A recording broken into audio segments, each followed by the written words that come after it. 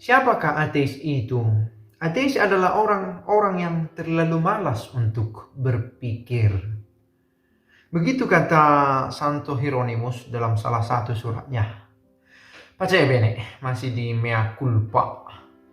Di video ini kita mau berbicara tentang ateis. Kita nggak usah berpikir jauh-jauh ya. Orang yang tidak beragama secara frontal mengatakan tidak ada Allah.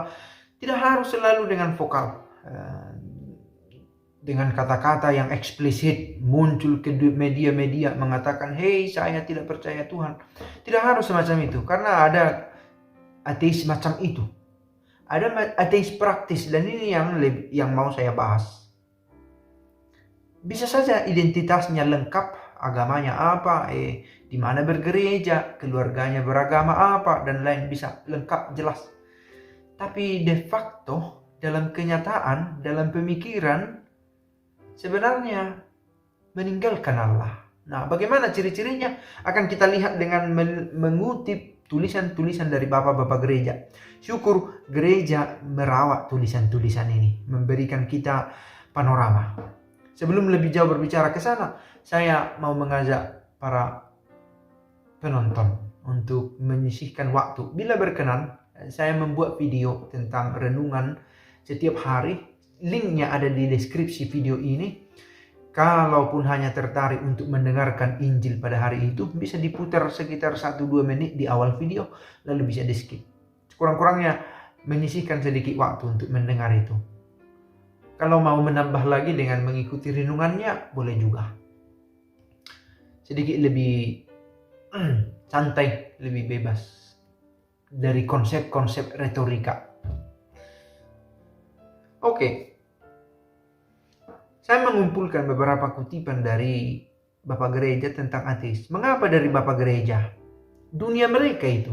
Dalam arti, mereka muncul ke permukaan, beberapa di antaranya adalah untuk mengcounter orang-orang yang mulai muncul membawa konsep-konsep baru. Dan mereka merefleksikan itu. Mereka merumuskan itu.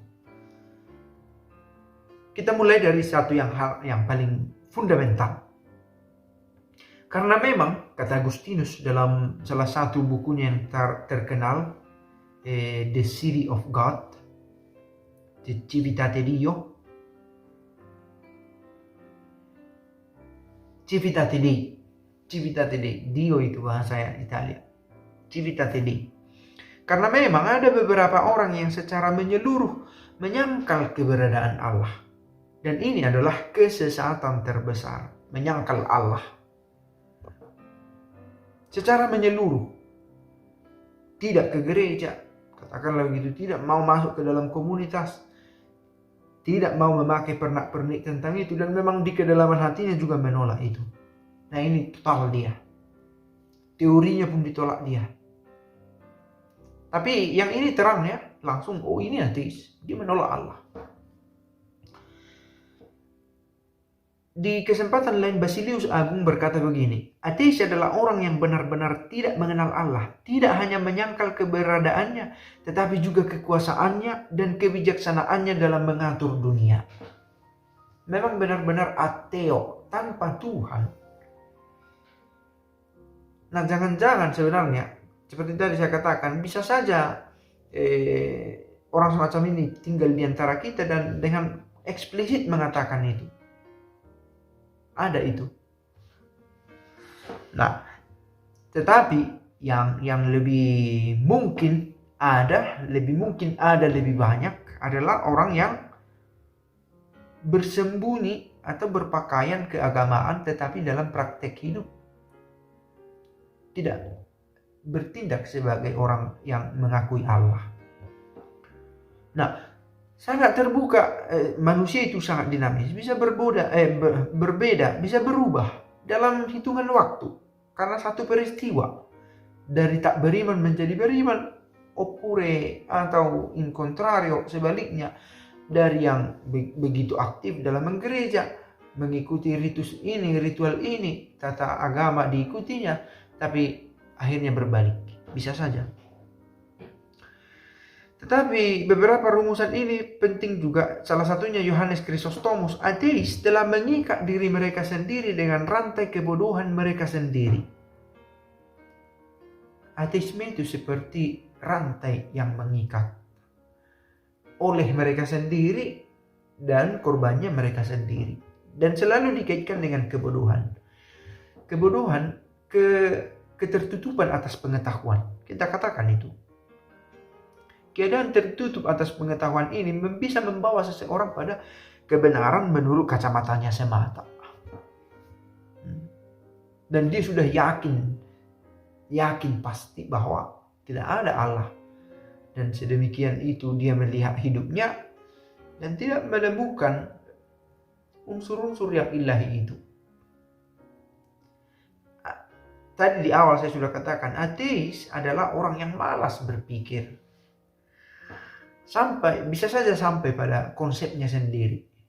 Nah, dia mengolah-olah itu dalam pemikirannya, malas membaca buku, malas mempelajari pencarian orang dalam ribuan tahun, malas membaca kehidupan ini.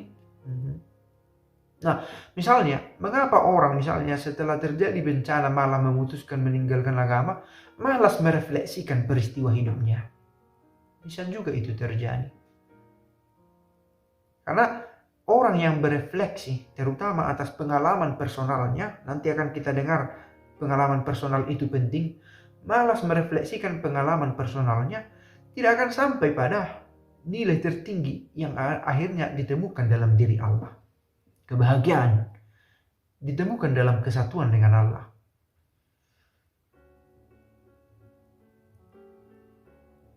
Ateis adalah orang yang memilih untuk tidak melihat bukti-bukti yang jelas akan keberadaan Allah dan oleh karena itu memilih untuk hidup dalam kegelapan, ketertutupan. Itu dikatakan oleh Justinus Martyr. Untuk tidak melihat bukti-bukti yang jelas. Bukan tidak ada bukti, tetapi tidak mau melihat bukti itu. Sama seperti ada orang yang misalnya Fransiskus Assisi yang selalu terbuka untuk merefleksikan keberadaan Tuhan, bahkan di alam ini, di ternak atau apa, dia merasakan Allah itu hadir untuk dia. Di dalam alam semesta dia merasakan bahwa Allah itu menyertai dia, menurunkan berkatnya.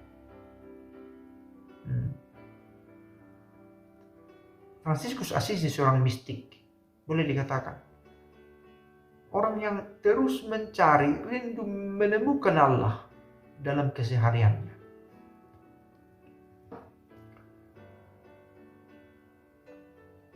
Nah, ini yang saya mau kutip salah satu dari Ambrosius dari Milan dalam salah satu bukunya. Orang yang mengaku tidak percaya kepada Allah, mungkin dalam kata-kata mereka mengakui keberadaan Allah. Tetapi dalam perbuatannya mereka menyangkalnya. Karena mereka tidak memiliki penghormatan yang wajar terhadapnya. Dia menulis ini dalam sebuah buku dengan judul On the Duties of the Clergy. Tentang kewajiban-kewajiban para imam. Nah, ini satu sentilan, bayangkan mengapa kepada para imam dia berikan salah satu pesan ini. Karena ada kemungkinan ini. Orang mengakui keberadaannya dengan kata-kata. Orang ini, Yesus sendiri sudah berkata, menghormati aku dengan mulutnya tetapi hatinya jauh dariku. Ini ateisme praktis itu. Memang tidak menyangkal secara keseluruhan dalam arti praktek-prakteknya masih dia ikuti. Kata-katanya masih mencerminkan bahwa ada pengakuan, seolah-olah pengakuan terhadap keberadaan Allah. Tetapi perbuatan mereka menyangkal karena tidak ada penghormatan yang wajar. Penghormatan itu perlu dalam ritual keagamaan, dalam perayaan Ekaristi. Jangan karena Allah itu maha kasih, maka Allah itu mengerti, lalu semua mulai sembarangan. Tidak juga. Tetapi jangan juga menjadi sangat kaku, malah lebih mengutamakan praktek daripada Allah itu sendiri. Maka sangat bagus rumusan dari Ambrosius ini dengan berkata, penghormatan yang wajar. Ada penghormatan tapi wajar. bukan malah meninggikan prakteknya sendiri. Ateis, kata Gregorius dari Nisa, adalah orang-orang yang merasa diri mereka cukup untuk diri sendiri. Orang kalau sudah cukup berarti berhenti. Saya tidak butuh yang lain karena saya sudah cukup. Ini beda dengan bersyukur ya. Bersyukur bukan berarti semua sedang baik-baik saja dan semua sudah cukup, tetapi mau melihat dari mana ini datang. Ada rasa syukur. Rasa syukur tidak membuat kita berhenti bergantung kepada Allah. Nah, sementara ateis itu merasa cukup untuk diri sendiri dan merasa tidak perlu memohon bantuan darinya yang maha tinggi.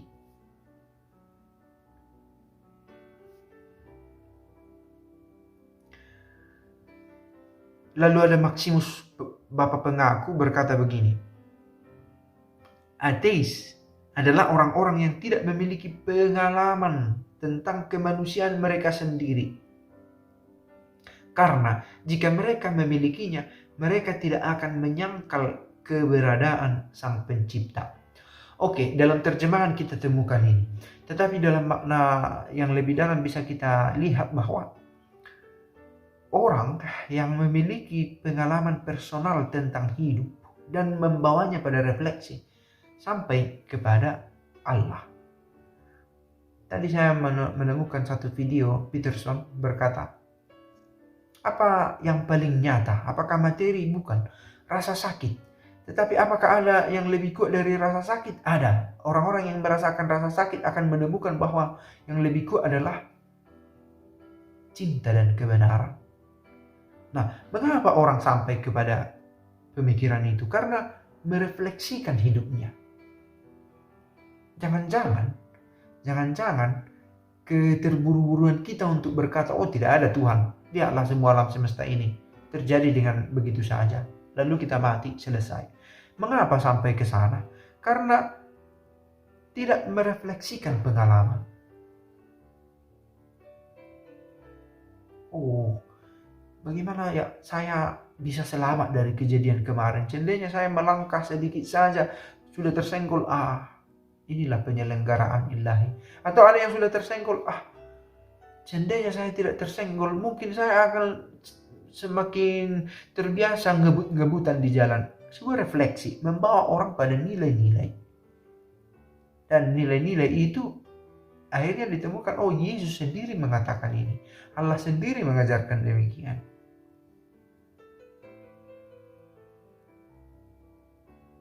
Orang yang tidak percaya akan keberadaan Allah pada dasarnya tidak memiliki dasar moral yang kokoh. Ini yang terjadi di masa sekarang ini.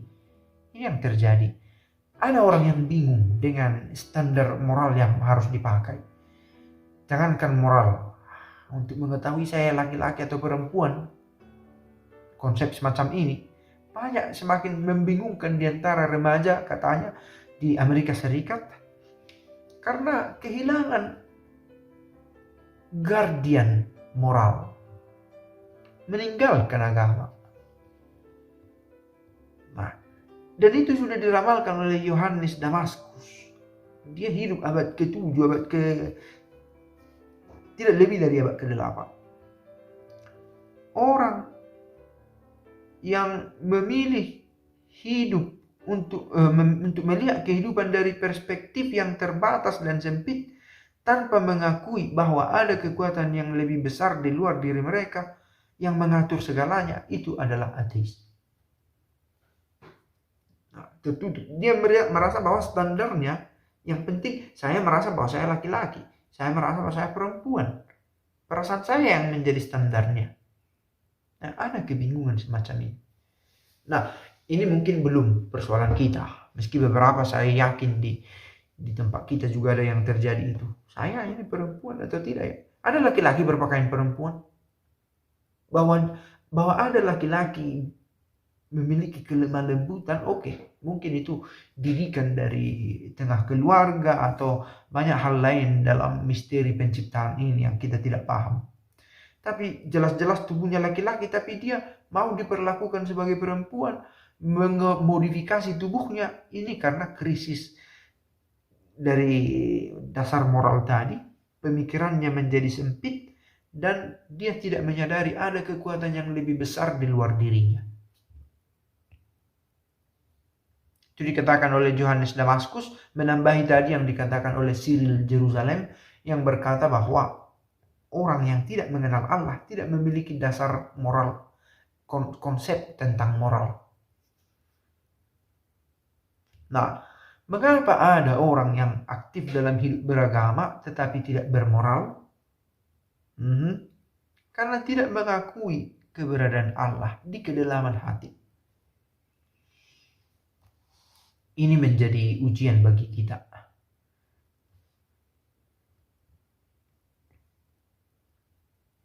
Jadi tidak tertutup kemungkinan bahwa orang-orang yang menyebut diri begitu dekat kepada Allah bisa juga kehilangan dasar-dasar moral karena Allah tidak ada di hatinya.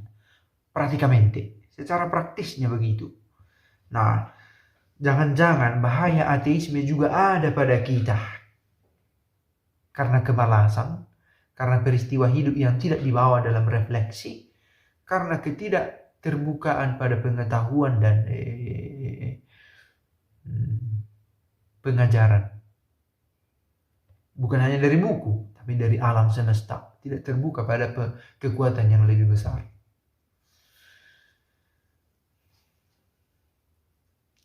Ini adalah kutipan dari tulisan bapak-bapak gereja yang langsung bisa menjadi refleksi bagi kita. Semoga. Pace bene. Ciao.